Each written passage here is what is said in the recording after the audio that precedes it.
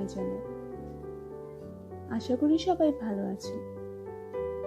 আজকে আমি আপনাদের পড়ে শোনাবো ডক্টর মোহাম্মদ জাফর ইকবাল স্যারের লেখা শর্তে সেন্টু বইয়ের পার্ট 3। যখন গরিলার মতো দেখতে একজন স্যারের কারণে আমাদের জীবন বিষাক্ত হয়ে গেল। আমাদের স্কুলে 4 ধরনের স্যার আর ম্যাডাম আছে। এক ধরনের স্যার আর ম্যাডামের চেহারা ভালো, মানুষগুলো ভালো। মোতালেব স্যার হচ্ছেন সেরকম একজন মানুষ। এক ধরনের স্যার আর ম্যাডাম আছে যাদের চেহারা ভালো কিন্তু মানুষগুলো খুবই ভয়ানক।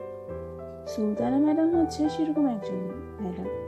তার চেহারা খুবই ভালো, একেবারে সিনেমার নায়িকাদের মতো, কিন্তু মানুষ হিসেবে খুবই ভয়ঙ্কর।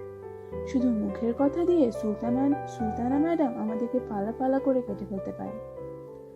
আরেক ধরনের স্যার ম্যাডাম আছে যারা দেখতে বেশি ভালো না, কিন্তু মানুষটা খুবই ভালো। আমাদের গণিতের স্যার এরকম একজন স্যার। মানুষটা দেখতে বেশি ভালো না, দাঁত উঁচু, চোখগুলো ছোট ছোট, চুলগুলো খাড়া খাড়া, মোটা সোটা এবং ঢিলা ঢালা, কিন্তু এই স্যার মানুষটা খুবই ভালো। আমরা যত দুষ্টুমি করি না কেন স্যার কখনোই রাগেন না। আমরা যদি জ্যামিতি না বুঝি স্যার ধৈর্য ধরে বোঝাতে থাকেন। খালি মাঝে মাঝে বলেন, হায় রে হায়, তোদের দিয়ে কিচ্ছু হবে না। সেইটা শুনে আমরা হা হা করে হাসতে থাকি। সেই আরেক ধরনের স্যার ম্যাডাম আছে যাদের চেহারা যেরকম খারাপ, মানুষও সেরকম খারাপ। এই স্যার আর ম্যাডামদের মাঝে 1 নম্বর হচ্ছে ভূঁইয়া স্যার। স্যারের চেহারা গরিলার মতো। ছোট ক্লাসের ছেলেরা ভূঁইয়া স্যারকে দেখে প্যান্টে পেশাব করে নিয়েছে, এরকম অনেক গল্প আছে। এই স্যারের মতো খারাপ মানুষ পৃথিবীতে নেই। মানুষ কতটা খারাপ সেটা নিয়ে অনেক গল্প আছে। স্যার ক্লাসে ইংরেজি পড়ায়।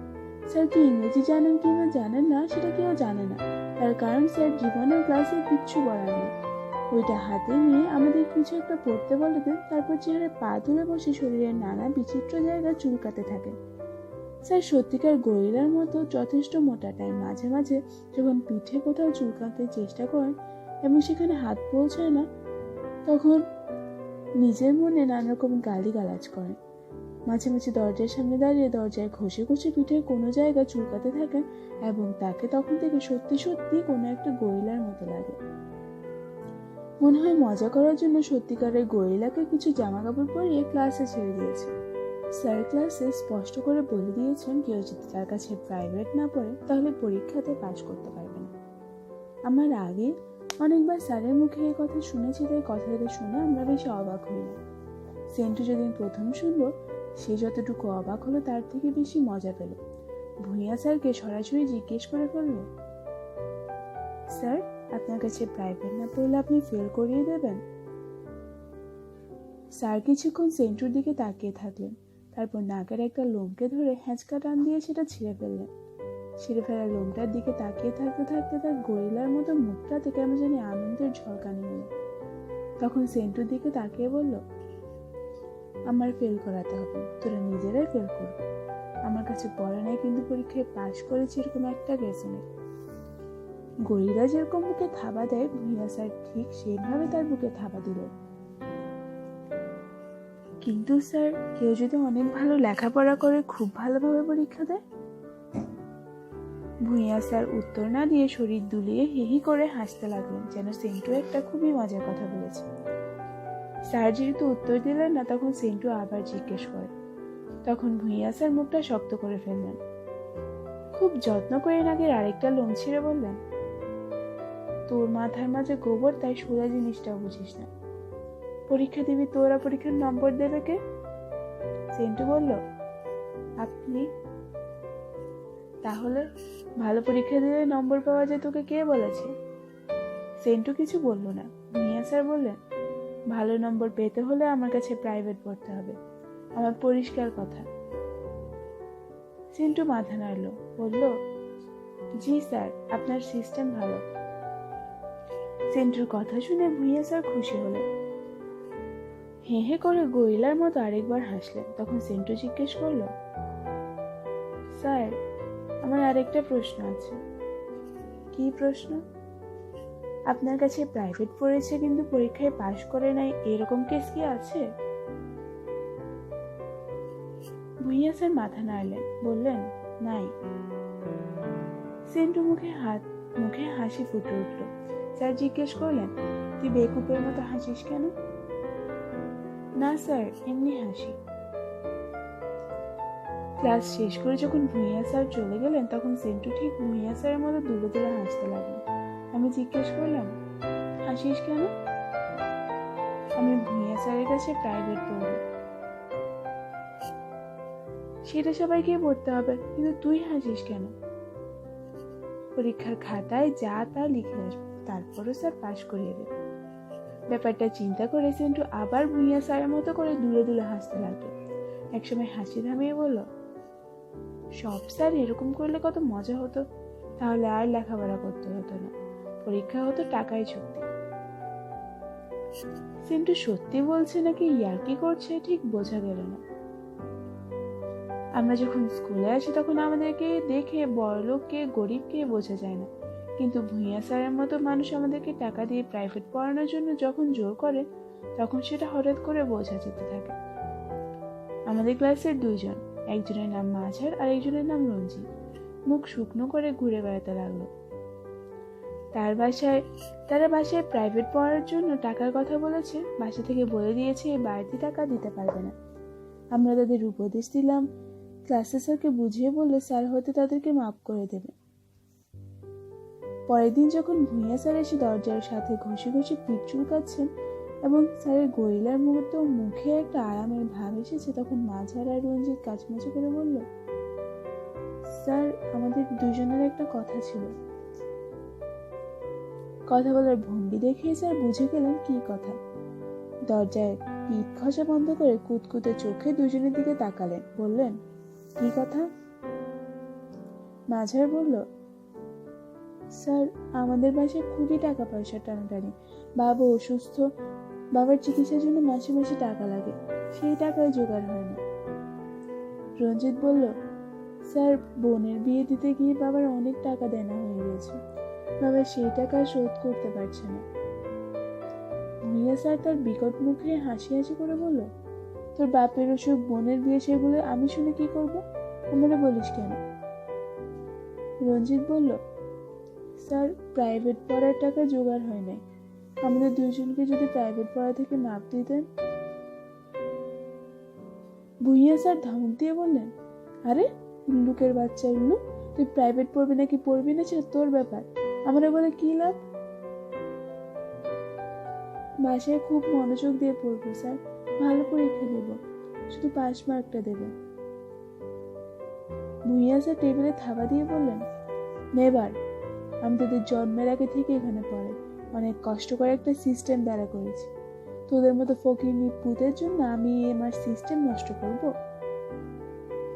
স্যারের কথা শুনে আমাদের খুবই খারাপ লাগতো, কিন্তু আমাদের কিছু করার নেই, চুপ করে শুনতে হবে। ভূঁইয়া স্যার বললেন, ইংরেজিতে ফেল মানে ফেল, প্রমোশন হবে না, আরো 1 বছর এই ক্লাসে থাকতে হবে।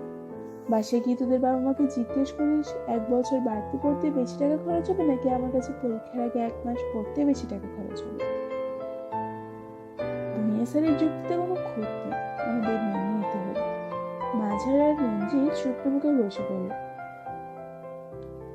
স্যার চলে যাওয়ার পর আমরা মাঝার আর রঞ্জিতের কাছে গেলাম। অনেক বলল, তোরা চিন্তা করিস না, ফেল করে দেওয়া ফাজলামি নাকি? চাচ্চু বলল, আমরা পত্রিকায় খবরটা ছাপিয়ে দেব, টেলিভিশনে নিউজ করব, মনে নাই সেদিন আমাদের যে ইন্টারভিউ নিয়েছে তাকে ডেকে আনবো। বকর পর্যন্ত বলল, দূর থেকে চান্দি বরাবর ঢিল মেরে ঘিলু বের করে দিন।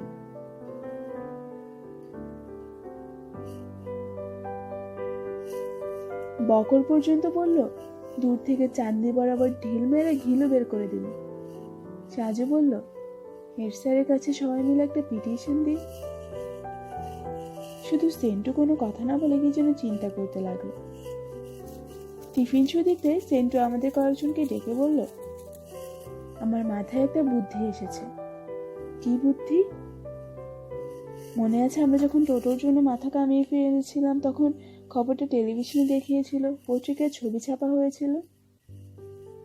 আমরা মাথা নাড়লাম, বললাম, মনে আছে। মনে আছে তখন একজন বাগানের মালিক আমাদের 10,000 টাকার একটা চেক পাঠিয়েছিল? আমরা আবার মাথা নাড়লাম। হ্যাঁ, মনে আছে। সেই 10,000 টাকার চেকটা আমরা এখনো ভাঙাই নাই।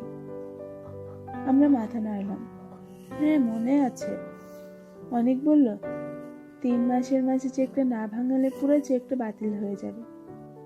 চিন্টু বলল, এখনো তো 3 মাস হয় নাই।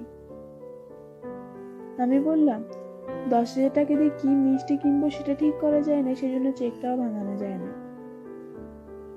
চাচ্চু বলল, 10,000 টাকায় মনে হয় 100 কেজি মিষ্টি কিনা যাবে। এত মিষ্টি খেলে সবাই ডায়াবেটিস হয়ে যাবে না? চিন্টু বলল, আমার কি মনে হয় জানিস? কি? আমরা এই টাকা থেকে মাঝদার আর রঞ্জিতকে প্রাইভেট পড়ার টাকাটা দিয়ে দেই। সাজু ইতস্তত করে বলল, ধারও দিতে পারি, পরে শোধ করে দিবে। চাচ্চু বলল, আমরা এমনিতে এত টাকার মিষ্টি শেষ করতে পারবো না। সেন্টু জিজ্ঞেস করলো, সবাই রাজি? আমরা মাথা নাড়লাম, বললাম সবাই রাজি। মোতালার স্যারের কাছে আমাদের চেকটা রাখা ছিল। পরের দিন স্যারের কাছ থেকে চেকটা নিয়ে আমরা ব্যাংকে গেলাম। ব্যাংকের দারোয়ান আমাদের প্রথমে ভেতরে ঢুকতে দেয় না। অনেক বুঝিয়ে সুঝিয়ে ভেতরে গিয়েছি। ব্যাংকের কোথায় কিভাবে চেক জমা দিতে হয় জানি না। ঘোরাঘুরি করে চেক জমা দিলাম। আমাদের অনেকক্ষণ দাঁড় করিয়ে রাখলো। চেকটা নিয়ে ব্যাংকের মানুষ এখানে সেখানে কথা বলল। আমরা কোথায় পেয়েছি অনেকবার জিজ্ঞেস করলো। তারপর শেষ পর্যন্ত টাকা দিল। 500 টাকার কড়কড়ে 20টি নোট। টাকার বান্ডিল থেকে আমরা ব্যাংক থেকে বের হয়ে এলাম। চাচ্চু বলল, মাঝহার আর রঞ্জিতের জন্য মাত্র 2,000 টাকা লাগবে। বাকি টাকা তো আমাদেরই। চল কিছু মিষ্টি কিনে নিয়ে যাই। অনেক বলল, গুড আইডিয়া। তখন আমরা একটা মিষ্টির দোকানে গেলাম। রাস্তা থেকে ফুটপাতে ওঠার সময় সিন্টুকে টেনে করে তুলতে হয়, এছাড়া বাকি অংশটুকু সে নিজে তার হুইল চেয়ার চালিয়ে নিয়ে গেল। রাস্তায় সাধারণত কেউ হুইল চেয়ার চালিয়ে যায় না, তাই অনেকেই মাথা ঘুরিয়ে সিন্টুকে দেখছিল। সিন্টুর অভ্যাস হয়ে গেছে। সে ধরে নিয়েছে সে যখন রাস্তা দিয়ে যাবে তখন সবাই তার দিকে হা করে তাকিয়ে থাকবে। মিষ্টি দোকানে আমরা ভালো ভালো মিষ্টি বেছে নিলাম। ক্লাসে প্রায় 60 জন ছাত্রছাত্রী, কাজে 5 কেজি মিষ্টি কেনা হলো। অনেক কাউন্টারে দাম দেওয়ার সময় হঠাৎ ঝামেলা শুরু হলো। মিষ্টির দোকানের ম্যানেজার 500 টাকার নোটগুলি অনেকক্ষণ ঘুরিয়ে ফিরিয়ে দেখলো, উপরে হাত বুলালো, তারপর আলোর সামনে উঁচু করে দেখে বলল, এগুলো জাল নোট, কোথায় পেয়েছো? আমরা একেবারে আকাশ থেকে বললাম, জাল নোট? ম্যানেজার মুখ শক্ত করে বলল, কোথায় পেয়েছো বলো? আমি বললাম, এইমাত্র ব্যাংক থেকে চেক ভাঙিয়ে এনেছি। কোন ব্যাংক? আমরা ব্যাংকের নাম বললাম। ম্যানেজার মাথা নেড়ে বলল, ব্যাংক কখনো জাল নোট দেয় না। কোথায় পেয়েছো সত্যি করে বলো। সাথে জাল নোট থাকা বেআইনি জানো তো? তোমাদের আমরা এখন পুলিশে দিতে পারি। সিন্টু এগিয়ে বলল, পুলিশ মিলিটারি যাকে খুশি পরে দিবেন, আগে আমাদের বাকি নোটগুলো পরীক্ষা করে দেখেন যে এগুলো ঠিক আছে কিনা। মানুষটা আমাদের অন্য নোটগুলো পরীক্ষা করে বলল, সব জাল। আমরা বললাম, সর্বনাশ। সেন্টু বলল, তাড়াতাড়ি ব্যাংকে চল, বেটাকে ধরতে হবে। ম্যানেজার বলল, তোমরা ছেলে ছোকরা মানুষ এত টাকা পয়সা দিয়ে কি করছো? বড় কাউকে পাঠাতে পারলে না? আমরা কথার উত্তর না দিয়ে মিষ্টির দোকান থেকে বের হয়ে এলাম। এত মজার মজার মিষ্টি প্যাকেট করা হয়েছে, একটু পরে সেগুলো আমাদের খাবার কথা ছিল। এখন তো খাওয়া দূরে থাক, ছুঁয়েও দেখতে পারবো না। আমাদের অবশ্যই তখন মিষ্টি নিয়ে চিন্তা করার কথা না, 10,000 টাকার জাল নোট নিয়ে চিন্তা করার কথা। প্রায় দৌড়াতে দৌড়াতে আমরা ব্যাংকে গিয়েছি। ব্যাংকের দারোয়ান আমাদের দেখে কেমন জানি শক্ত হয়ে গেল। বন্দুক ঘুরিয়ে বলল, কি চাও? আমি বললাম, আমাদের জাল নোট দিয়েছে। জাল নোট? দারোয়ান চিৎকার করে বলল, তোমরা জাল নোট নিয়ে ব্যাংকে এসেছো? কত বড় সাহস! আমি মাথা নেড়ে বললাম, না না, আমরা আনি নাই, আমাদেরকে দিয়েছে। দারোয়ান কথা শুনতে রাজি হলো না, আরো জোরে জোরে চিৎকার করে বলল, কত বড় সাহস! এইটুকুন পোলাপান ব্যাংকে জাল নোট নিয়ে আসে? আমরা আনি নাই, আমাদেরকে দিয়েছে। কে দিয়েছে? কেন দিয়েছে? তোমরা কি জাল নোটের ব্যবসা করো? আমরা বিপদে পড়ে গেলাম। আমাদের কোনো কথাই দারোয়ান শুনতে চায় না। আমার হঠাৎ মনে হলো দারোয়ানের এই ব্যাপারটা আসলে সাজানো। সে ইচ্ছে করে এরকম করছে। দারোয়ান জানে যে আমাদের কাছে জাল নোট ধরিয়ে দিয়েছে। অনেক আবার চেষ্টা করলো, আমাদেরকে একবার ভিতরে ঢুকতে দেন। দারোয়ান বন্দুক তুলে চিৎকার করে বলল, পুলিশকে ডাকো। কোথায় পুলিশ? আমাদের ঘিরে একটা ভিড় জমে গেল। ঠিক তখন সেন্টু আমার কোনোই ধরে নিজের কাছে টেনে আনলো, বলল, ইবু চল যাই। যাই মানে? 10,000 টাকার জাল নোট ধরিয়ে দেবে ফাজলামি নাকি? সেন্টু বলল, আমার মাথায় একটা ফাটাফাটি বুদ্ধি এসেছে। আমি বললাম, বুদ্ধির খেতাপুরি, 10,000 টাকা এভাবে নষ্ট করব? 10,000 টাকা? সেন্টু বলল, আমাদের 1 টাকাও নষ্ট হবে না। নষ্ট হবে না? না, চল যাই। সেন্টুর বুদ্ধিটা কি আমরা জানি না, কিন্তু এখন সেটা শোনার সময় নেই, অবস্থাও নেই। আরো দেরি হলে মনে হয় আরো মানুষের ভিড় হয়ে যাবে, তারা হয়তো আমাদের ধরে পিটুনি দিয়ে দিবে। তাই শেষ পর্যন্ত আমরা 10,000 টাকার করে 20টা 500 টাকার জাল নোট নিয়ে মুখ ভোঁতা করে চলে এলাম। স্কুলে ফিরে আসার পর সেন্টু আমাদেরকে তার বুদ্ধিটা জানালো। ভুঁইয়া স্যারের কাছে প্রাইভেট পড়ার জন্য ক্লাসের সব ছেলের টাকা একসাথে দেওয়া হবে, সেখান থেকে 10,000 টাকা সরিয়ে স্যারের কাছে 10,000 টাকার জাল নোট নিয়ে দেওয়া হবে। আমি চোখ কপালে তুলে বললাম, সর্বনাশ! স্যার যখন টের পাবে আমরা জাল নোট নিয়েছি, তখন আমাদের কাঁচা খেয়ে ফেলবেন না? সেন্টু দুলে দুলে হাসলো, বলল, না, স্যার আমাদের কাঁচা খেয়ে হজম করতে পারবেন। কেন না? সেন্টু চোখ ছোট ছোট করে বলল, তার কারণ আমরা পুলিশকে জানিয়ে দেব একজন জাল নোটের ব্যবসায়ী পকেটে জাল নোট নিয়ে তমুক সময় তমুক রাস্তা দিয়ে যাচ্ছে। তারপর দেখি ভুঁইয়া স্যার কি করে। কত ধানে কত চাল, কত গমে কত আটা, কত দুধে কত দই, কত মাছে কত চুটকি। অনেক বলল, কেমন করে পুলিশকে জানাবি? পুলিশ তোর কথা শোনার জন্য বসে আছে, উল্টো তোকে ধরে নিয়ে যাবে। নিবে না। পত্রিকায় বিজ্ঞাপন দেখিসনি? জাল নোট ধরিয়ে যাওয়ার জন্য পুলিশ আলাদা নম্বর আছে, সেখানে জানিয়ে দেবে।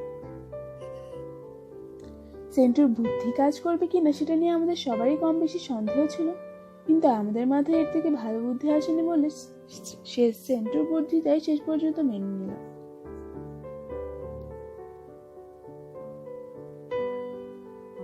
সেন্টুর বুদ্ধি কাজ করবে কিনা সেটা নিয়ে আমাদের সবারই একটু কম বেশি সন্দেহ ছিল, কিন্তু আমাদের মাথায় এর থেকে ভালো বুদ্ধি আসেনি বলে সেন্টুর বুদ্ধিটাই শেষ পর্যন্ত মেনে নিলাম। 2 দিন পরে ভুঁইয়া স্যার আমাদের ক্লাসের 52 জন ছেলের 52,000 টাকার একটা বান্ডিল তুলে নিল। আগেই সেভাবে বলে দেওয়া ছিল বলে সবাই 2টা করে 500 টাকার নোট এনেছে। বান্ডিলের উপর আমরা ব্যাংক থেকে দেওয়া আমাদের 20টা জাল 500 টাকার নোট রেখেছি। তারপর সেখান থেকে আসল 10,000 টাকা সরিয়ে নিয়েছি। স্যার টাকাগুলো গুনে নিলে আমরা একটু ভয় পাচ্ছিলাম স্যার না আবার জাল নোট চিনে ফেলেন, কিন্তু চিনলেন না। স্যার নোটের বান্ডিলটা তার ব্যাগের ভেতর রেখে আমাদের দিকে তাকিয়ে গরিলার মতো হাসলেন। তারপর পিঠ, গলা এবং বগল চুলকালেন। স্কুল ছুটির পর ভুঁইয়া স্যার 8 ঘন্টার মতো স্কুলে থাকেন, তারপর তার মোটর বাইকে বাসার উদ্দেশ্যে রওনা দেয়। আমরা এর মাঝে মোড়ে মোবাইল ফোনের দোকান থেকে বেশ কয়েকটা নাম্বারে একটা SMS পাঠিয়ে দিলাম। খাটাখাটুনি করে আমরা SMS এর একটা ভাষা ঠিক করেছি। সেইখানে লেখা, জাল নোট ব্যবসায়ী ভুঁইয়া, বিকাল 4টা থেকে 4:30 হাই স্কুল সড়ক, জাল নোট পাচার, নীল শার্ট কালো প্যান্ট, বাইক নম্বর 783। এরপর আমরা বাসায় চলে এলাম।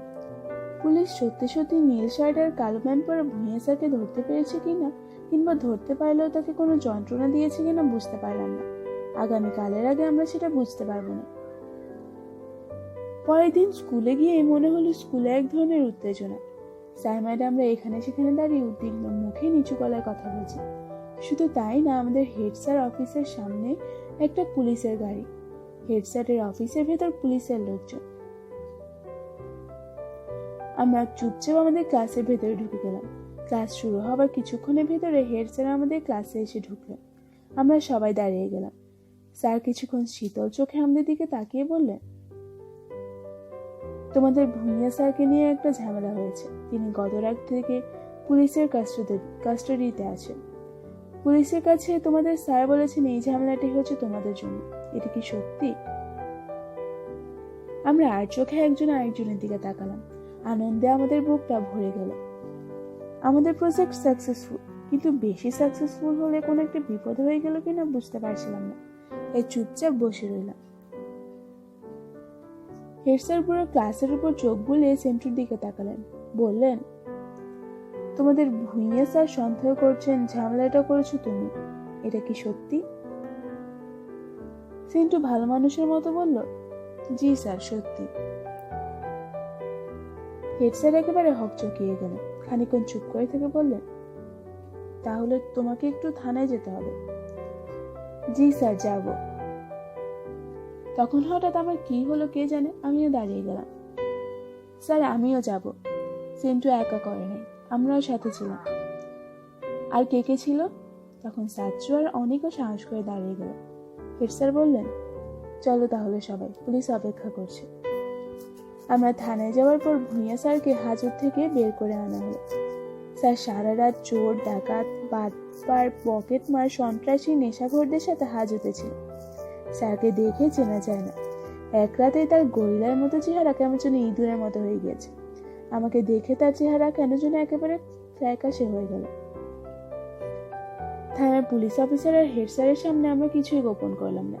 ভুঁইয়া স্যারের প্রাইভেট পড়ানোর ব্যবসা, মাঝার আর রঞ্জিতের কথা, তাকে সাহায্য করানোর জন্য চেক ভাঙানো, ব্যাংক থেকে জাল নোট নেওয়া, ব্যাংক দারোয়ানের হম্বি কিছুই বাকি রাখলাম না।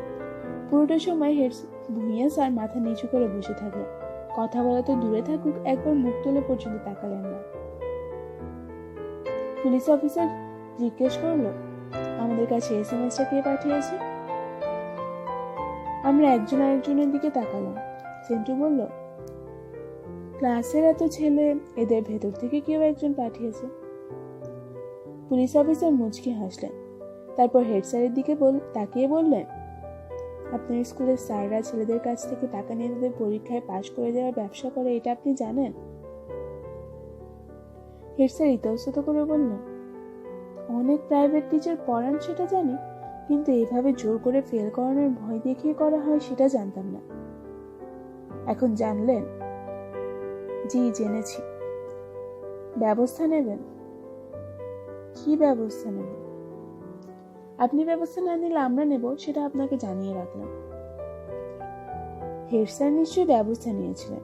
আমরা আমাদের টাকা ফেরত পেয়েছি এবং ভুঁইয়া স্যারকে আর দেখিনি।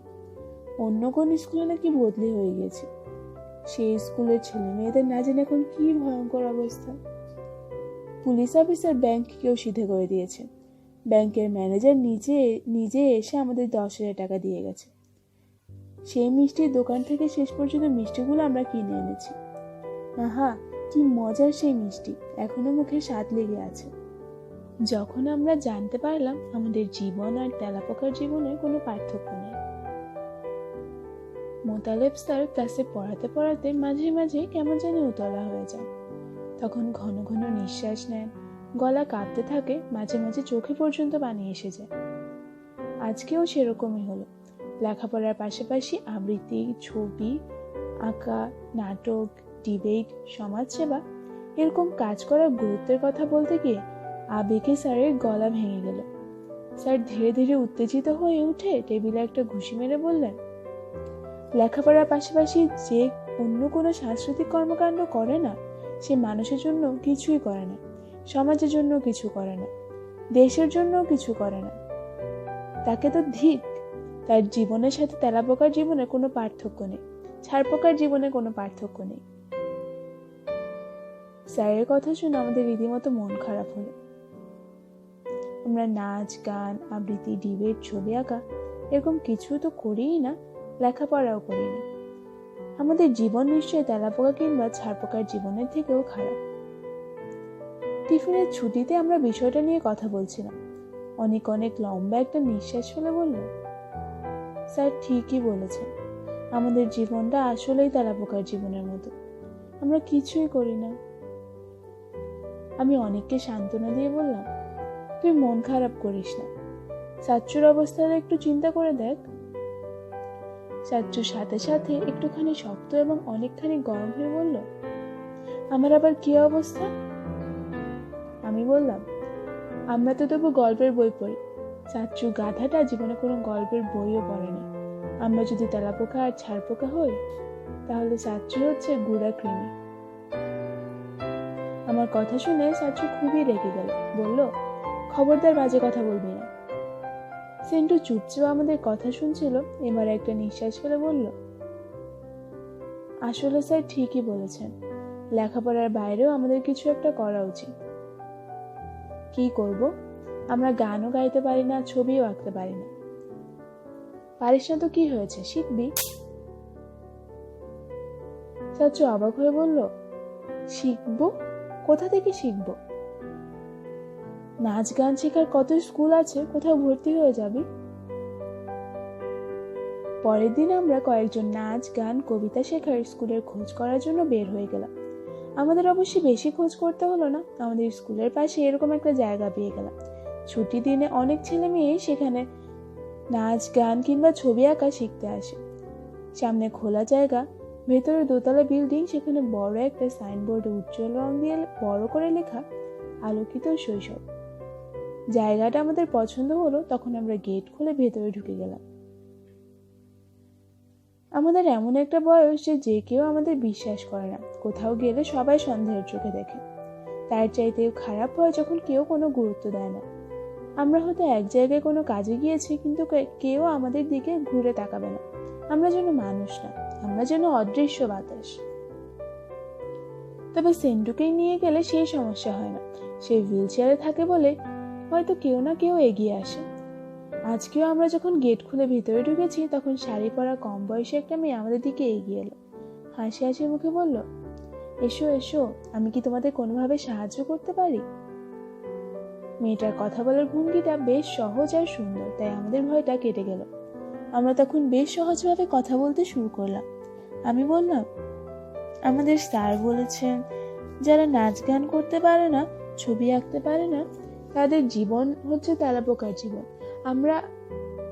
আমি কথা শেষ করতে পারলাম না, তার আগে মেয়েটা শব্দ করে হাসতে লাগলো।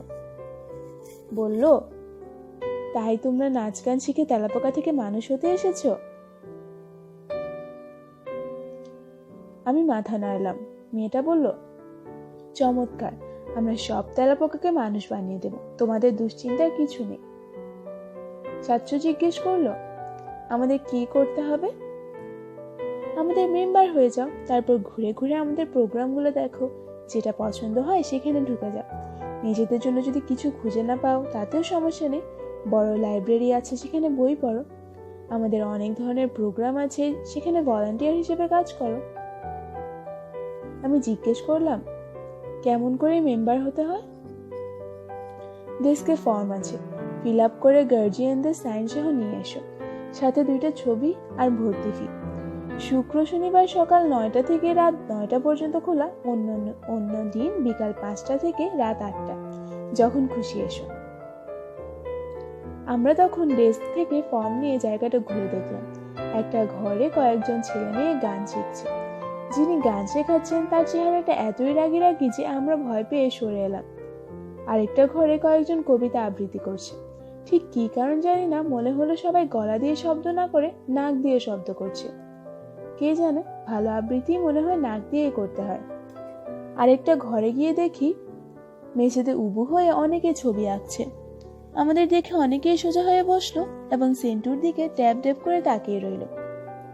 কেউ অবশ্যই কোনো কথা বলল না। একটা খোলা জায়গায় আমাদের বয়সী বেশ কয়েকজন ছেলে মেয়ে উঁচু সিঁড়িতে বসে হাসাহাসি করছিল। আমাদের দেখে হাসি বন্ধ করে আমাদের দিকে তাকিয়ে রইল। চশমা পরা একটা মেয়ে উঠে আমাদের দিকে এগিয়ে এলো, কাছে এসে জিজ্ঞেস করলো, তোমরা কি কাউকে খুঁজছো? আমি মাথা নাড়লাম, বললাম, না। মেয়েটা বলল, তোমাদেরকে তো আগে দেখিনি, তাই ভাবলাম কাউকে খুঁজছো কিনা। আমরা আবার মাথা নাড়লাম, বললাম, না, আমরা ভাবছি এখানে মেম্বার হব, তাই জায়গাটা ঘুরে দেখছি। মেয়েটা বলল, ও আচ্ছা, দেখো। আমাদের স্কুলটা ছেলেদের স্কুল, মেয়েদের সাথে কথা বলে আমাদের অভ্যাস নেই, তাই কথা বলতে আমার একটু অস্বস্তি হচ্ছিল। কিন্তু সেন্টু বেশ সহজভাবে কথা বলতে লাগলো। জিজ্ঞেস করলো, তুমি কি এখানকার মেম্বার? মেয়েটা মাথা নাড়লো, বলল, হ্যাঁ। তুমি কি শিখো? গান। আমি বুক ক্লাবেরও মেম্বার। তোমরা কি শিখবে? সেন্টু বলল, আমি নাচ শিখব। মেয়েটা একটু থতমত খেয়ে গেল, তারপর হঠাৎ হি হি করে হাসতে লাগলো। সেন্টু বলল, কি হলো, তুমি হাসো কেন? তুমি কি ভাবছো আমি নাচতে পারবো না? মেয়েটা হাসি থামালো, বলল, পারবে 100 বার। একটু দেখাও। সেন্টু মুখ শক্ত করে বলল, ঠিক আছে, একদিন দেখাবো। আজকেই দেখাতাম, কিন্তু মিউজিক না হলে আমি নাচতে পারি না। মেয়েটাকে এবারে সত্যি বিভ্রান্ত দেখালো। সেন্টু তার হুইল চেয়ার ঘুরিয়ে চলে যেতে থামলো। ঘুরে মেয়েটাকে জিজ্ঞেস করলো, তোমার নাম কি? মেয়েটা বলল, সুস্মিতা। তোমার? সেন্টু, শতে সেন্টু। তারপর আমাদের দেখে আমাদের নাম বলে পরিচয় করে দিল। সুস্মিতা তখন আমাদের জিজ্ঞেস করলো, তোমরা কি শিখবে? আমি বললাম, এখনো ঠিক করিনি, আসলে আমরা কিছুই পারি না, কিন্তু আমাদের স্যার বলেছেন। কি বলেছেন? কেউ যদি নাচ, গান, আবৃত্তি, ছবি আঁকা এসব না জানে, তাহলে তার জীবন হচ্ছে তেলাপোকার জীবন। সেই জন্য মেয়েটা আবার হি হি করে হাসতে শুরু করে দিল। সেন্টুকে নিয়ে আমরা তখন বের হয়ে যেতে থাকলাম। মেয়েটার সাথে সাথে হাঁটতে লাগলো, অন্য ছেলে মেয়েগুলোর সাথে যোগ দিল। আমরা যখন গেটের কাছাকাছি এসেছি, তখন একটা ছেলে সেন্টুকে লক্ষ্য করে বলল, আচ্ছা, তোমাকে একটা। সেন্টু ছেলেটাকে কথার মাঝখানে থামিয়ে দিয়ে বলল, অবশ্যই। ছেলেটা অবাক হয়ে বলল, অবশ্যই কি? অবশ্যই তুমি আমাকে জিজ্ঞেস করতে পারো। ছেলেটা আরো অবাক হয়ে বলল, জিজ্ঞেস করতে পারি? হ্যাঁ, তুমি জিজ্ঞেস করতে পারো আমার কি হয়েছিল, কেন আমি হুইল চেয়ারে। তুমি সেটাই জিজ্ঞেস করতে চাইছিলে না? ছেলেটা কেমন যেন থতমত খেয়ে গেল, বলল, হ্যাঁ, কিন্তু মানে সেন্টু বলল, তোমাদের জন্য আমি বিষয়টা আগে থেকে লিখে রেখেছি। বলে সে তার পেছন থেকে ফটোকপি করা কাগজের বান্ডিলটা সেখান থেকে নিয়ে একটা কাগজ বের করার চেষ্টা করতে লাগলো। আমি বললাম, 12 নম্বরটা দে সেন্টু, সেইটা হচ্ছে সবচেয়ে ইন্টারেস্টিং। ছেলে মেয়েগুলো একটু অবাক হয়ে তাকিয়ে রইল। সুস্মিতা বলল, 12 নম্বর? আমি বললাম, হ্যাঁ, সবাই তো সেন্টুর কাছে জানতে চায় তার কি হয়েছিল, সেই জন্য সে আগে থেকে লিখে রেখেছে। অনেকগুলো আছে, 12 নম্বরটা সবচেয়ে বেশি ইন্টারেস্টিং। সেন্টু ততক্ষণে 12 নম্বর কাগজটা বের করে ছেলেটার হাতে ধরিয়ে দিয়ে বলল, পড়া হলে ফেরত দিও। তারপর হুইল চেয়ার চালিয়ে বের হতে লাগলো। সুস্মিতা কিছুক্ষণ হাঁ হয়ে তাকিয়ে রইল, তারপর হঠাৎ হি হি করে হাসতে লাগলো। এই মেয়েটার হাসি রোগ আছে। 2 দিন পর বিকালবেলা আমরা ফর্ম ফিল আপ করে 2 কপি ছবি আর ভর্তির টাকা নিয়ে আলোকিত শৈশবে হাজির হলাম। আমার ধারণা ছিল আমার আব্বু আম্মুরা টাকা নিয়ে ঝামেলা করবে, কিন্তু আমরা খুব অবাক হলাম যখন দেখলাম যে আমরা নাচ, গান, কবিতা আবৃত্তি আর ছবি আঁকার স্কুলে ভর্তি হওয়ার কথা শুনে আমাদের আব্বু আম্মু এক কথায় টাকা দিয়ে দিলেন। ফর্ম জমা দেওয়ার সাথে সাথে ছবি ব্যবহার করে আমাদের একটা আইডি কার্ড তৈরি করে দিল। সেই আইডি কার্ড গলায় ঝোলানোর সাথে সাথে ঠিক কী কারণ জানে নেই আমাদের মাঝে এক ধরনের গাম্ভীর্য এলো। এর আগে কখনোই আমাদের গলায় ছবি লাগানো আইডি কার্ড ঝোলানো হয়নি। ঠিক কী কারণ জানা নেই আমাদের মনে হতে লাগলো আমরা হঠাৎ করে খুবই গুরুত্বপূর্ণ মানুষ হয়ে গিয়েছি। আমরা ঠিক কী ধরনের বিষয় শিখবো সেটা নিয়ে অবশ্যই আমাদের মাঝে একটা সমস্যা হয়ে গেল। আমরা কোনোটাই পারি না, এবং তার চাইতে বড় কথা আমাদের কোনোটাতেই উৎসাহ নেই। আমরা এটা নিয়ে তর্ক বিতর্ক করছি, তখন আমাদের সাথে সুস্মিতার দেখা হয়ে গেল। ঠিক কী কারণ জানা নেই আমাদের দেখেই সে হি হি করে হাসতে লাগলো। বলল, তোমরা এসেছো তেলাপোকা গ্রুপ? আমি বললাম, হ্যাঁ এসেছি, তেলাপোকা গ্রুপ। কি করবে ঠিক করেছো? আমরা ঠিক বুঝতে পারছি না কি করব। তুমি কি বলতে পারবে কোনটা সবচেয়ে সোজা?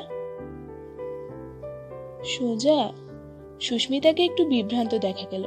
বলল, এর মাঝে সোজা কঠিন আবার কি? তোমাদের যার যেটা পছন্দ।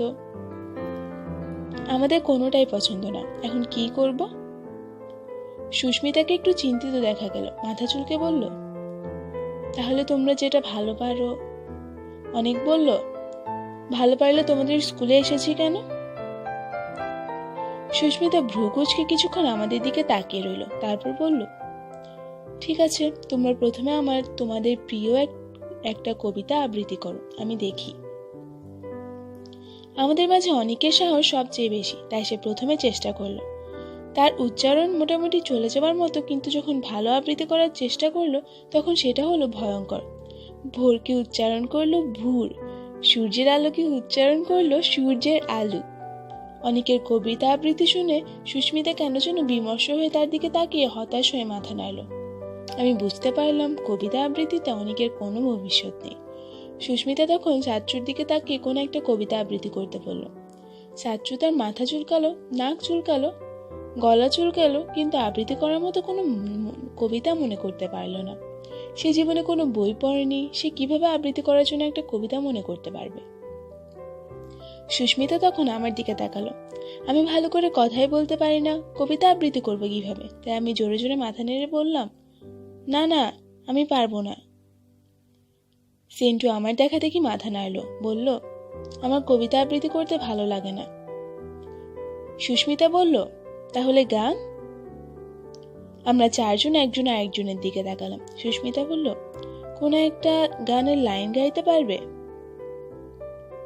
সোনার বাংলা ছাড়া আমরা আর কোনো গানই জানি না। একটা হিন্দি গানের একটা লাইন ভাষা ভাষা মনে আছে, কিন্তু এখানে সেটা গাওয়ার চেষ্টা করা মনে হয় ঠিক হবে না।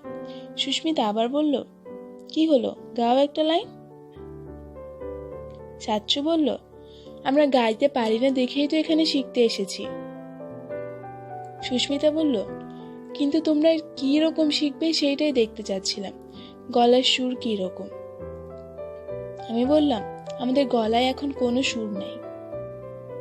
সুস্মিতাকে কেন জানি হতাশ দেখালো, বলল, ঠিক আছে, আমি তোমাদের তাল জ্ঞান পরীক্ষা করি। আমি একটা গান গাইবো, তোমরা একজন একজন করে তাল দেবে। আমি জানতে চাইলাম, তাল কিভাবে দেয়? হাততালি দিয়ে দাও। তারপর আমার দিকে তাকিয়ে বলল, ঠিক আছে, তোমাকে দিয়ে শুরু করি। আমি বললাম, প্রথমেই আমি? আগে অন্য কেউ করুক।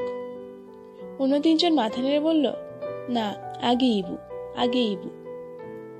সুস্মিতা তখন একটা গান ধরলো। মেয়েটা এত সহজে এত সুন্দর গান গাইতে পারে যে আমি অবাক হয়ে গেলাম। আমি তার দিকে হা করে তাকিয়ে রইলাম। সুস্মিতা তখন আমাকে ইঙ্গিত করে তাল দিতে বলল। আমি তখন হাততালি দিয়ে তাল দেওয়ার চেষ্টা করলাম, কিন্তু তালটা কিভাবে দিতে হয় আমার কোনো ধারণাই নেই। নিশ্চয়ই মারাত্মক ভুল জায়গায় তাল দিয়েছি, কারণ সুস্মিতা হঠাৎ করে গান বন্ধ করে হতাশভাবে মাথা নাড়ল।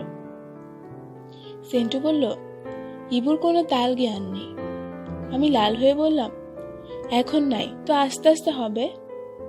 চাচ্চু বলল, কখনো হবে না, তোর কখনো তাল জ্ঞান হবে না। সুস্মিতা তখন অন্যদের দিকে তাকিয়ে বলল, এখন কে তাল দেবে? আমার অবস্থা দেখে অন্যরাও ঘাবড়ে গেল। তারা জোরে জোরে মাথা নেড়ে তালের পরীক্ষা দিতে অস্বীকার করলো। সেন্টু বলল, তালের গান না হলে আমি পারবো না, হেভি মেটাল না হলে সেরকম কিছু। সুস্মিতা মনে হয় হেভি মেটাল শব্দটা শুনে কেমন যেন ঘাবড়ে গেল। আমি বললাম, আসলে আমরা গানের এক্সপার্ট না, সবাই তো আর সবকিছু পারে না। সুস্মিতা মাথা নাড়ল, বলল, সেটা ঠিক, যার যেটা ভালো লাগে সে সেটা করে। চাচ্চু মুখ কালো করে বলল, আমরা কি পারি? সুস্মিতা বলল, মনে হয় ছবি আঁকার ক্লাসে ভর্তি হতে পারো। তোমরা ছবি আঁকতে পারো না? আমি অনেক দুর্বলভাবে মাথা নাড়ল, ইতস্তত করে বলল, একটু একটু পারি। সুস্মিতা কোথা থেকে 4টা কাগজ এনে আমাদের হাতে দিল, বলল, তোমরা এখানে কিছু আঁকো। সেন্টু জিজ্ঞেস করলো, কি আঁকবো? যেটা ইচ্ছা। আমি অনেকক্ষণ চিন্তা করে একটা ফুল আঁকলাম। ফুল আঁকাই সবচেয়ে সোজা। চাচ্চু আঁকলো একটা পেঁপে। অনেক আম আঁকার চেষ্টা করলো, কিন্তু সেটাকে আমের মতো না দেখিয়ে একটা বিকৃত লাউয়ের মতো দেখালো। সেন্টু অনেকক্ষণ চিন্তা করে কিছু একটা আঁকলো, কিন্তু জিনিসটা কি বুঝতে পারলাম না। সুস্মিতাও বুঝতে পারলো না, জিজ্ঞেস করলো, এটা কি? সেন্টু বলল, ব্যাঙের পুষ্টিনালী, এই যেটা হচ্ছে মুখ আর এটা পায়ুপথ। সুস্মিতা একটা লম্বা নিঃশ্বাস ফেলে হতাশভাবে মাথা নাড়ল, বলল, যারা ছবি আঁকতে পারে তাদের কিছু আঁকতে বললে তারা মানুষ আঁকে, যারা পারে না তারা ফুল পাতা আম এইসব আঁকে। সেন্টু জিজ্ঞেস করলো, পুষ্টিনালী? সুস্মিতা তার মাথা চুলকে বলল, আমি আগে কখনো কাউকে পুষ্টিনালী আঁকতে দেখি নাই। শিল্পীরা ব্যাঙের পুষ্টিনালী আঁকে কিনা জানি না।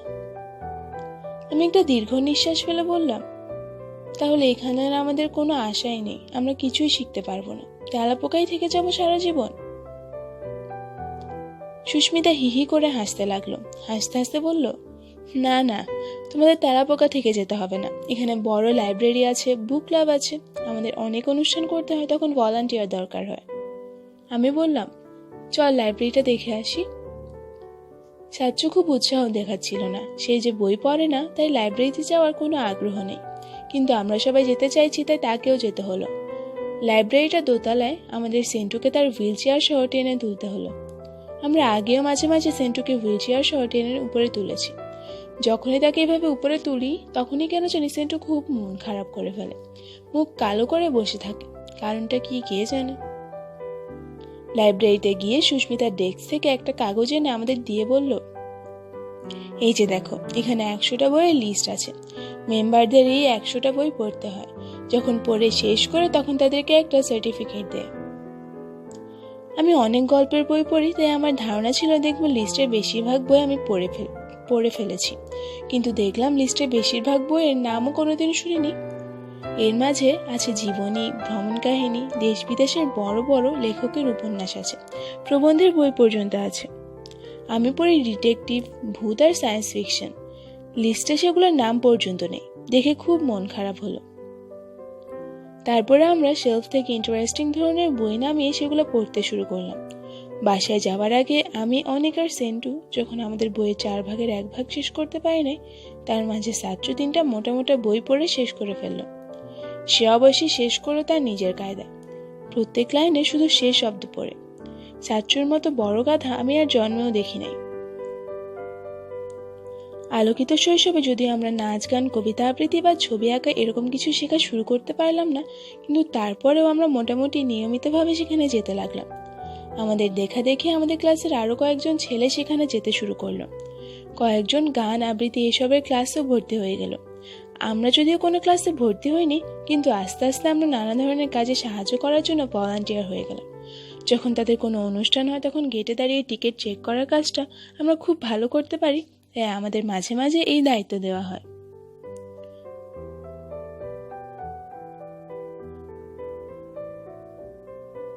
একদিন একটা পুরস্কার বিতরণী অনুষ্ঠান শুরু হওয়ার পর আমরা দরজার কাছে দাঁড়িয়ে অনুষ্ঠানটা দেখছি। একটা ছেলে সর্বশ্রেষ্ঠ বিতার্কিক হিসেবে পুরস্কার পেয়েছে, তাই একজন বুড়ো মানুষ তার গলায় একটা মেডেল পরিয়ে দিচ্ছে।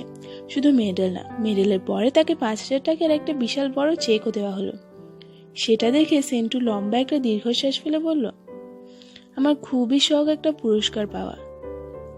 আমি খ্যাক খ্যাক করে হাসলাম, বললাম, সবারই পুরস্কার পাবার শখ থাকে। সেন্টু গম্ভীর মুখে বলল, না না, এটা অন্য ব্যাপার। অন্য ব্যাপার?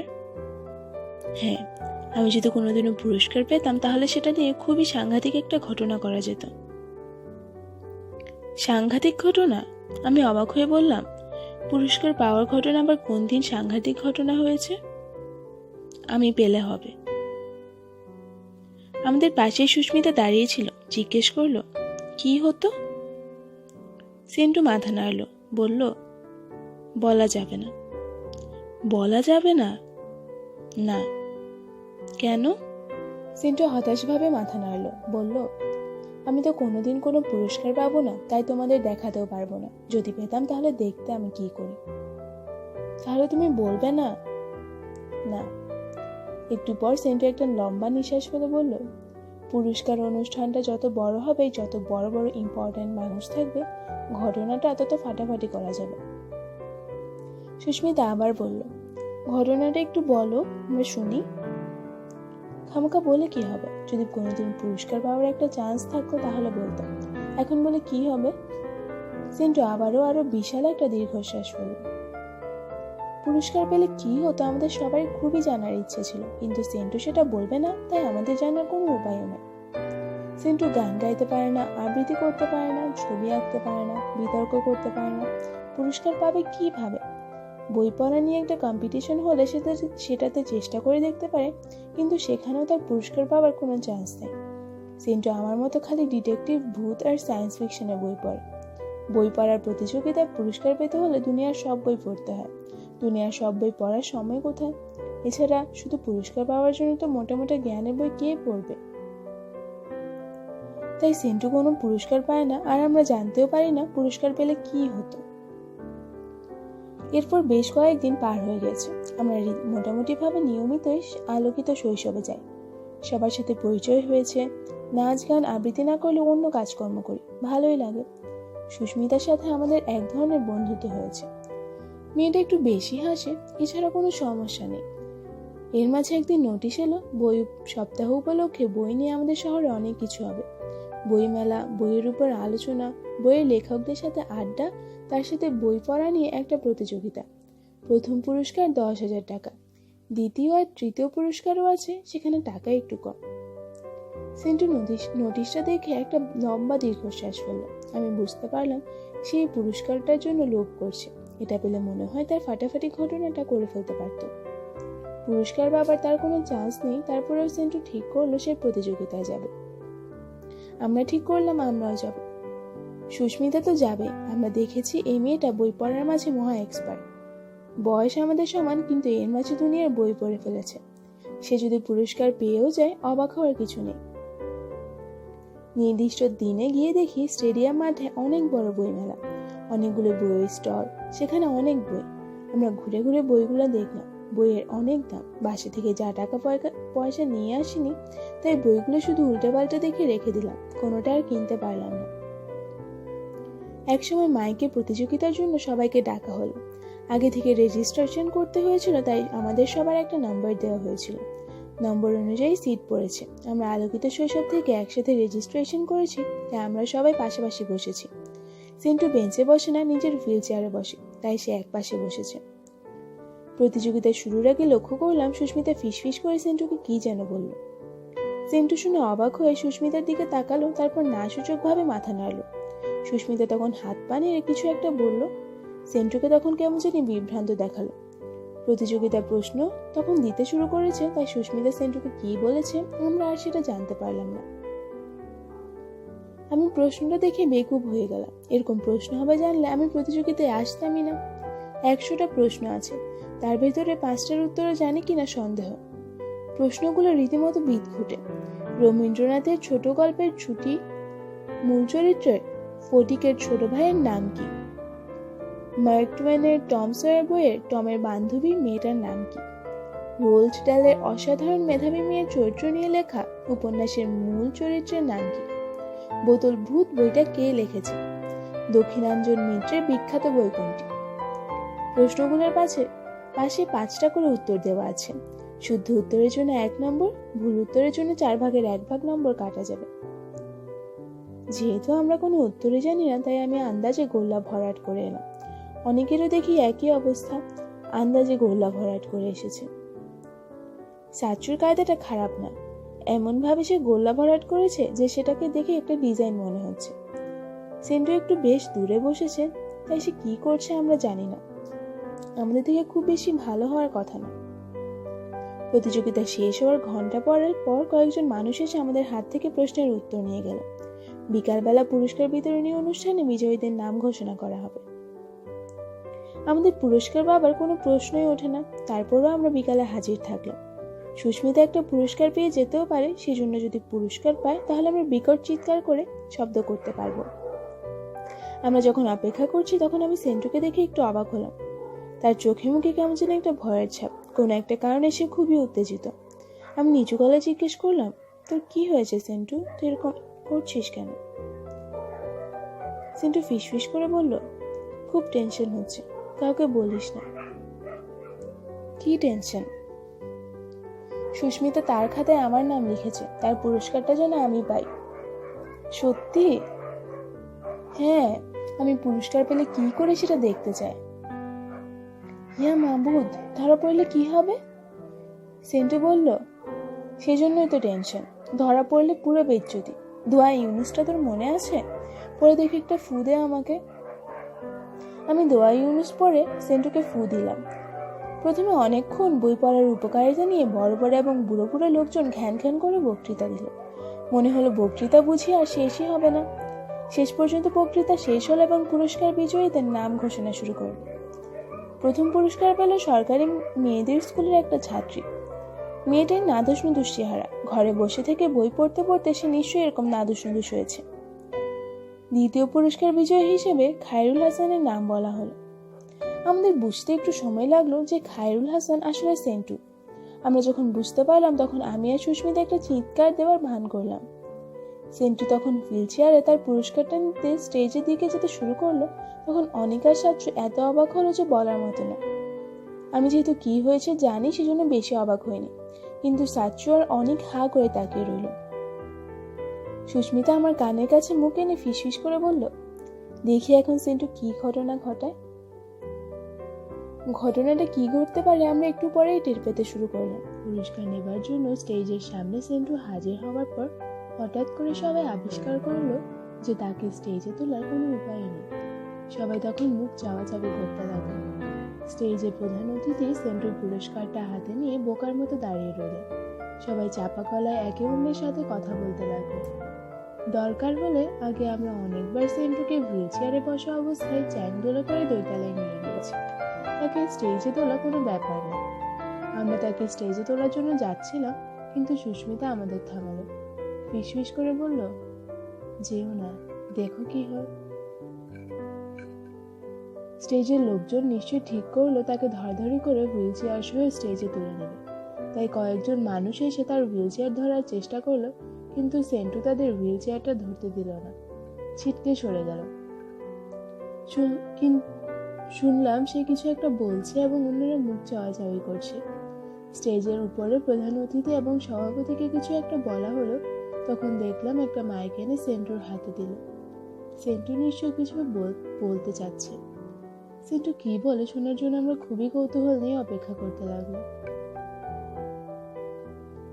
সেন্টু কাপা গলায় বলল, আমি যেহেতু হুইল চেয়ারে চলাফেরা করি তাই এখন আমার স্টেজে ওঠার কোনো উপায় নেই।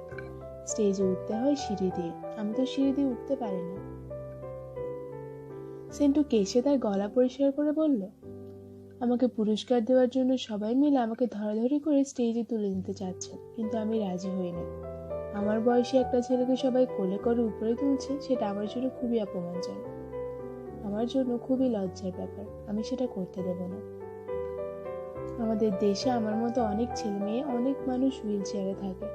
তারা ঘর থেকে বের হয় না, তার কারণ তাদের চলাফেরা করার জন্য ব্যবস্থা করা হয় না। কোথাও হুইল চেয়ারের র্যাম্প নেই।